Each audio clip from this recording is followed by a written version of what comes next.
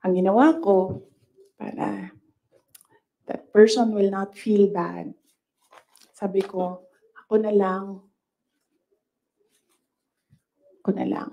Ginawa ko. Mabilis lang kasi yun, diba? Kasi ano yan eh, motorcade. So mabilis yan. Pag ganon, gumanon, ginanon, ako na lang. Tapos tinanong ko, may number? Sabi niya, oh, meron. Pag politiko ka, alam mo na yan dapat, diba?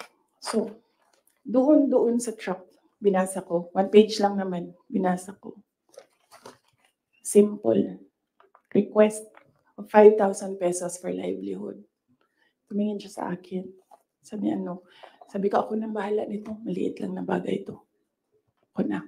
Sabi niya, okay, sige. Yan lang.